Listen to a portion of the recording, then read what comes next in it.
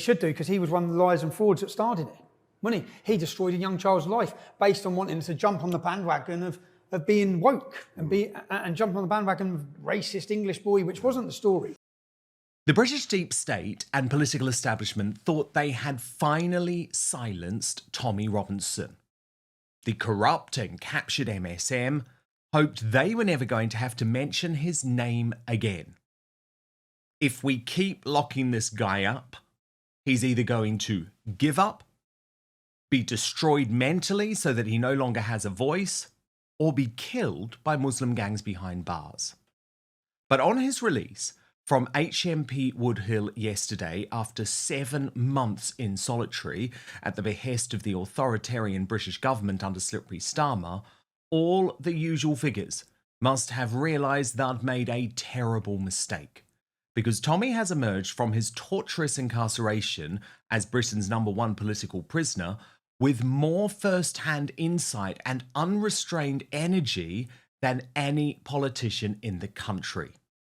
What's remarkable is that just hours after his release, he sat down for his first sit-down interview with our friend Ezra Levant of Rebel News to unveil an audacious new phase in his bid to unite the kingdom.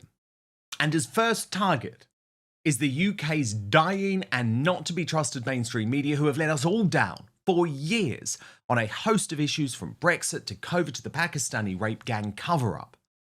Tommy takes on journalists too, specifically Piers Morgan, who he brands a liar and a fraud. Why have none of you spoke about the content of the film?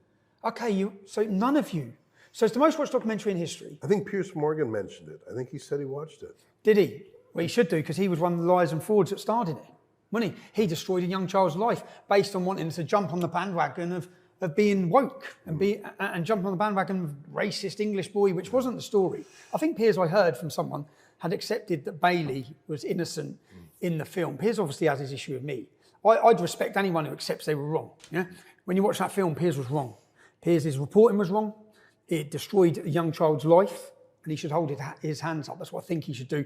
Not to do with me. He can hate me if he wants to hate me. But we're talking about a 15-year-old child, Bailey was.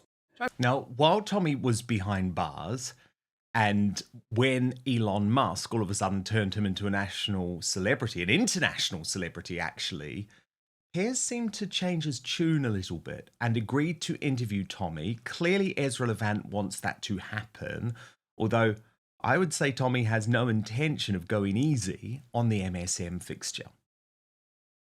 Well, I hope that you have an opportunity to have a good argument with Piers Morgan, because I know that he has said some things about you that I would call untrue and unfair. But they are untrue. But I think of all the British journalists in mainstream, I think he does abide a rollicking debate. And it's my hope that you appear on his show and just have at it. Might have to tell him to unblock me first. Yeah.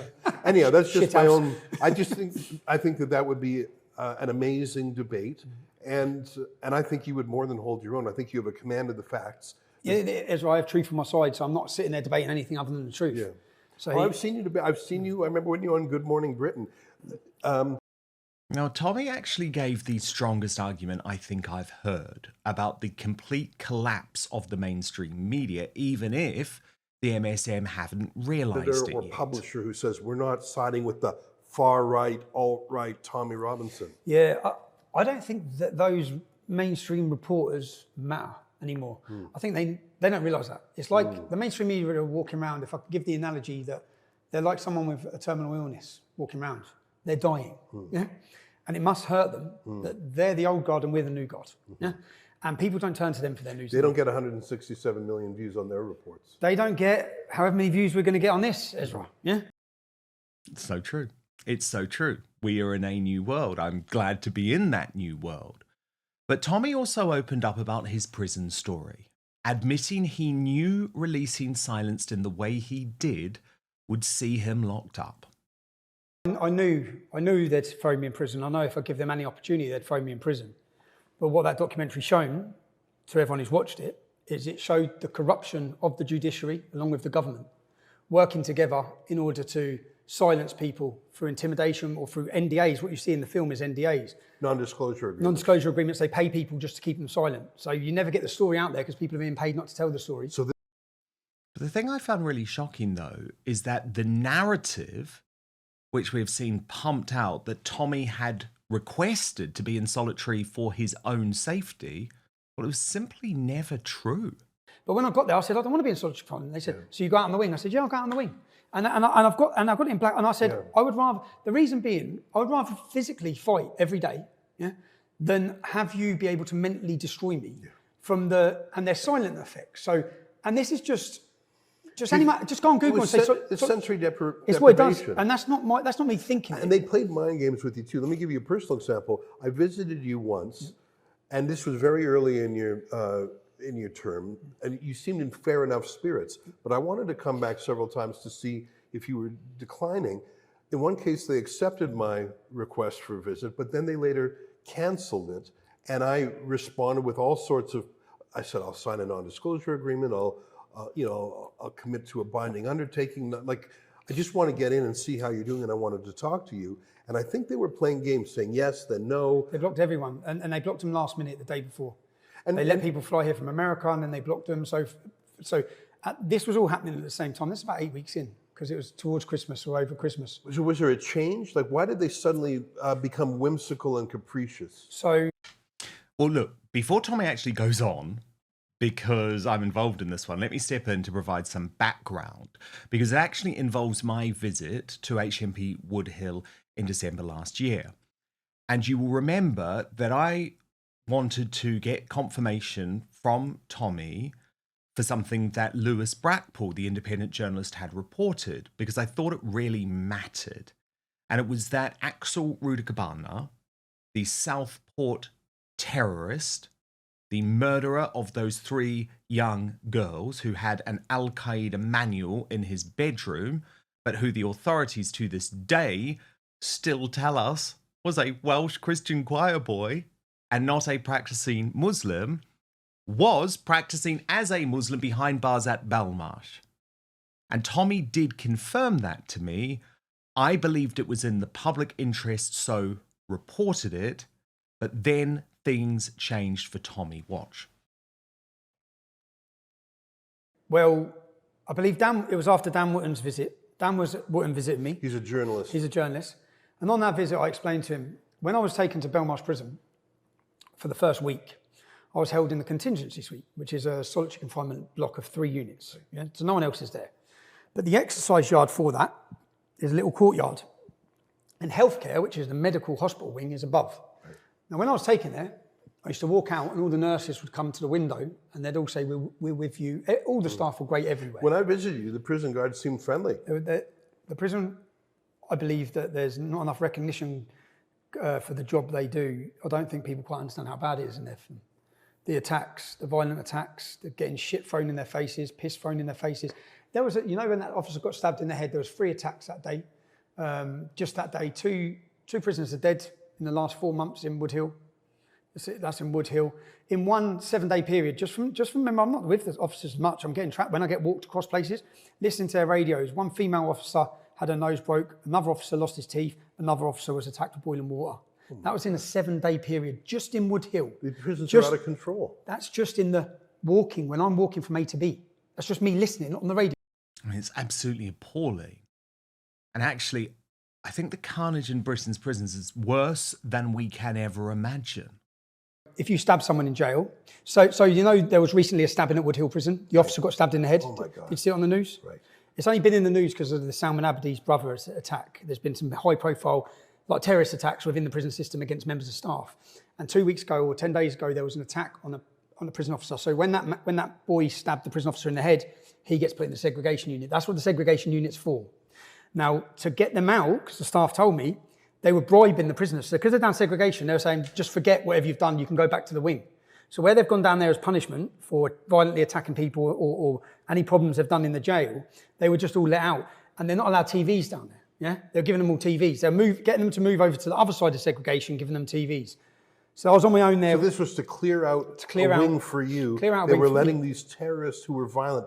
Someone stabbed a guard, But they needed a clear space for you, so they let them out of segregation. Let them out of segregation. So I had 16 cells there.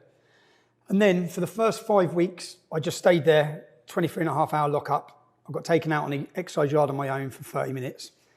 I mean, it's just astonishing when you think that they cleared an Islamist terrorism block in order to house Tommy Robinson.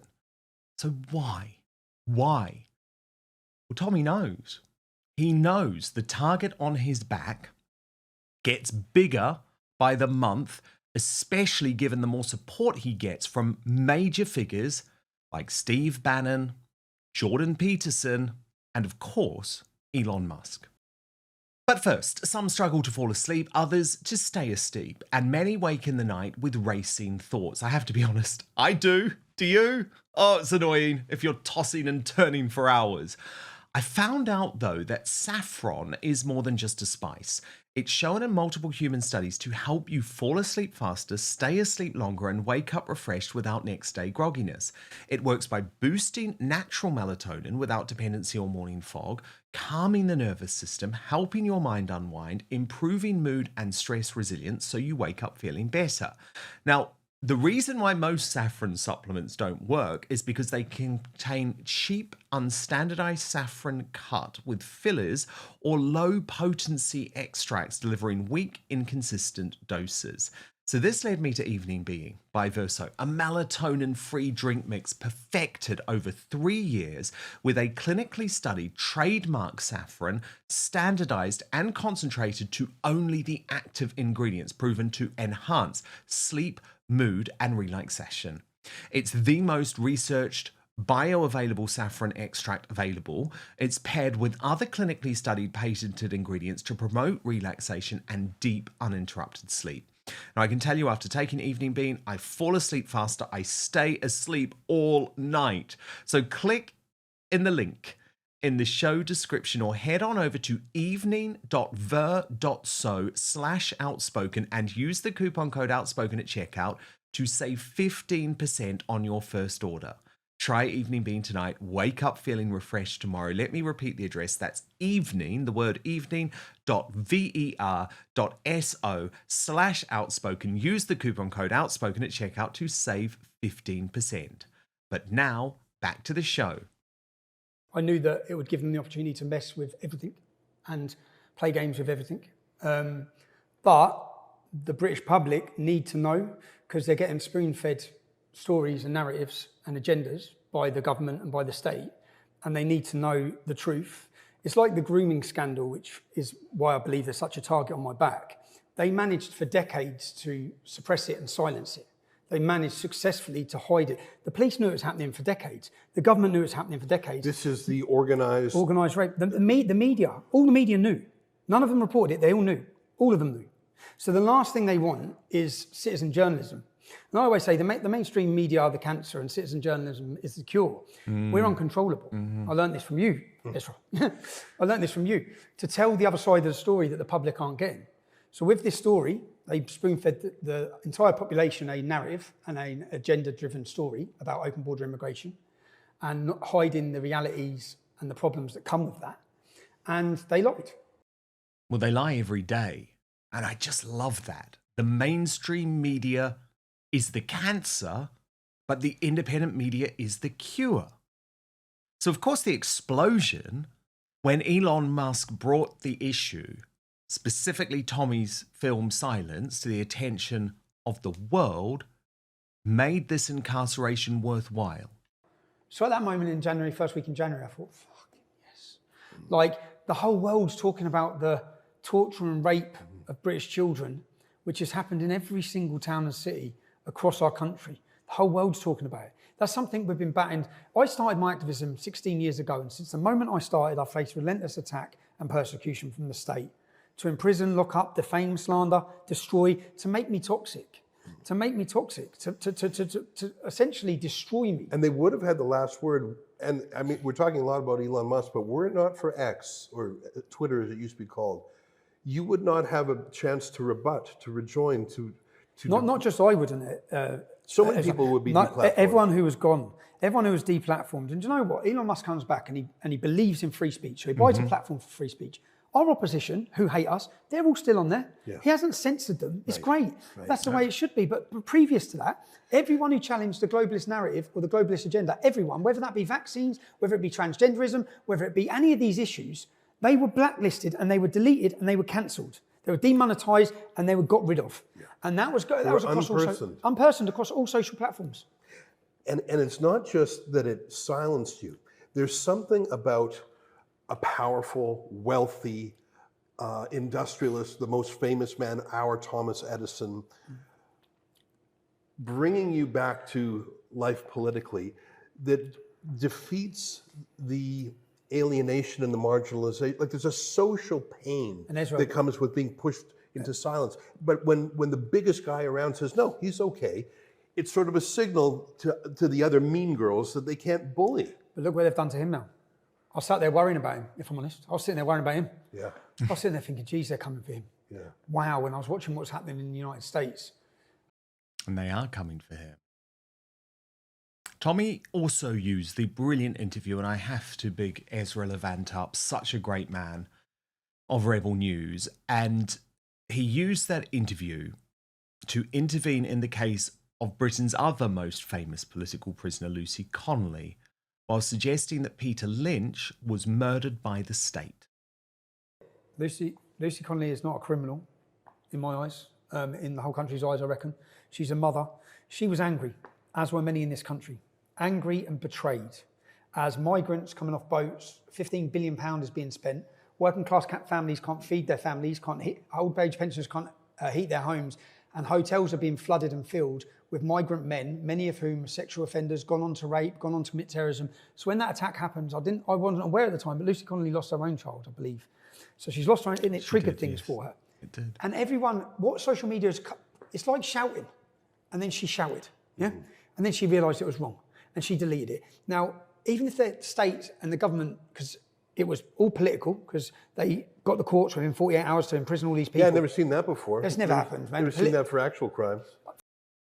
Now, you know, Tommy is a man so unfairly represented by the MSM on so many levels. I'd never show you this. Tommy then pledged that he would have done all his time. Well, so far, she's done a year. She's got a 12-year-old daughter. Send that woman home. Do you know, if I had the option, because I got out 4 months early, I'd have done my 4 months. And let her go. Let that mother go. Wow. And the thing is, the state decided to look up English and British mothers, fathers, grandfathers. Peter Lynch was murdered by the state. Right. He was a granddad.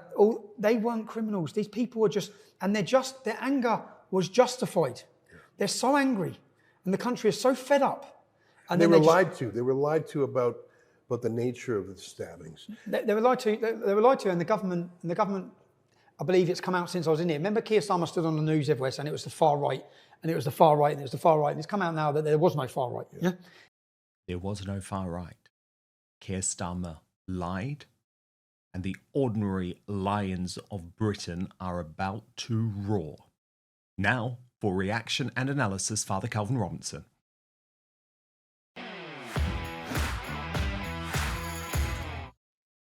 Father Calvin, great to have you here. Quite astonishing, isn't it, for a man to emerge after 7 months in solitary confinement, a prison sentence that was designed to destroy him both physically and mentally, yet give an interview like that within hours upon release. That footage you just showed there, it looked like he'd been on an island cast away for a few months, bless him.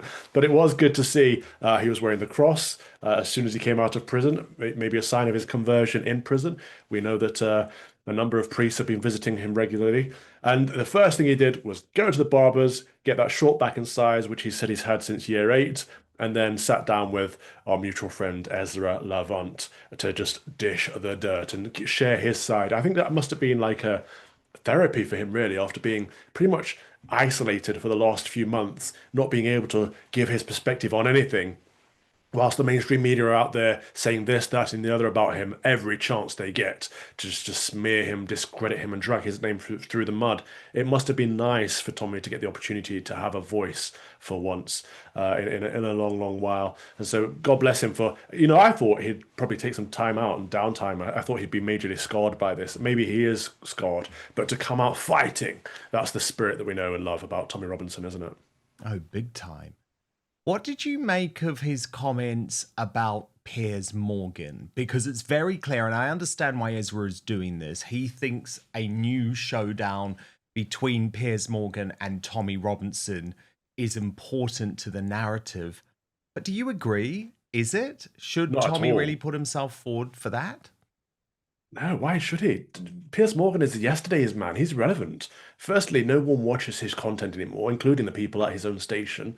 And when Tommy did give Piers a chance, he didn't treat him very well. You and I have a mutual friend who helped organise that interview, and he was an absolute liberal who thought it was the worst thing he ever did in his career. But I thought it was interesting that Tommy went on that show in good faith, tried to have a conversation about why he sees Islam as a threat to Britain. And Piers Morgan was only interested in virtue signalling. Put that down, don't you touch that holy book. Do you remember when he picked up his own copy of an English translation of the Quran? And Piers Morgan was having a hissy fit because he knew that it's the appropriate thing to be seen as all faiths are equal. Islam is the faith of peace and all this. He wouldn't give Tommy the time of day. And actually, they took that show down. They refused to promote it properly, and most of the producers were unhappy with actually having Tommy on. So I don't know why Tommy would want to go through that again. What does he have to gain from it? There's no audience there to begin with, so not because no one's watching Piers Morgan's show. Piers Morgan doesn't give him the good graces of interviewing him in good faith, and therefore, what motivation does he have? I would say go on Dan Wootton, Outspoken, come on Calvin Robinson's Common Sense Crusade again, and have conversations with people who let you say your piece without trying to silence you or shut you down. Yeah, and I mean, remembering there's Jordan Peterson, who has a massive platform, and I know Tommy's hoping to get people like that over to the Uniting the Kingdom rally. A rally for free speech, he's describing it as, Father Calvin, in September. Yeah, so I was one of the organisers of the Kingdom, and I was in the room. Jordan Peterson actually came over and helped us. He had conversations with us about what he thought might be effective. So I'm hoping that next time around he will come and speak, or he'll be actively and publicly involved. That'd be a wonderful thing to see. But of course, we can't rely entirely on foreign talent. We do need to help keep promoting British talent. And as far as I can see, Tommy Robinson is probably the most prominent on the right, or traditionalist, or conservative, whatever. I mean, the media will call it far right or alt-right or whatever, but just normal British people. He is probably one of the most prominent figures on there. The only other person I can think of is Katie Hopkins. Absolutely, who he did mention, of course, when he left prison yesterday, as another example of someone who the state tries to destroy when they challenge the narrative. Do you share his hope, Father Calvin, in terms of the fact that actually the mainstream media is now irrelevant, the British people are waking up? Because I really got the sense from Tommy that actually he does feel change coming. I don't know if I feel that same change coming. I think I'm probably more in line with what we were talking about with Charlie Kirk last week, in that it feels that the UK is very oppressive from the pincer movement of Marxism and Islam. But I don't know if people are waking up yet. I am hopeful people will wake up, especially as more people turn to independent media and get their news sources away from the approved narrative of the establishment. It will happen eventually. I'm not sure we're there yet, but I like his hope. I like his optimism. What do you think Tommy Robinson should do next, Father Calvin? Good question. I think he should, well, first of all, have another Uniting the Kingdom rally or march, or just get people together to celebrate his release and to come together to unite for the kingdom. But secondly, probably look at something either in journalism or politics. Look at either standing for a seat somewhere, maybe under Reform, maybe under UKIP, or one of these parties that will challenge the establishment, or set up a professional journalistic platform like Dan Wootton Outspoken, and have regular content to, like he said, expose the other side of the story that people don't get to see. Yeah, it's going to be very interesting, of course. I know lots of people think Reform UK is the only game in town, but of course, there is 4 years before the next election, and Ben Habib, Howard Cox, who have been big supporters of Tommy Robinson, are working away on this plan for the Integrity Party, although Tommy, of course, has always been clear that he sees himself as a culture warrior, the true definition, actually, of a culture warrior, rather than a politician. Thank you so much for watching Dan Wootton Outspoken. Please click on my face just to the bottom left to subscribe to this brand new independent news source and turn on the notification bell so you'll be alerted to our brand new live shows, uncancelled interviews, and special royal episodes. Outspoken is also now available as a podcast, so you can listen to the show every weekday on the go, wherever you are.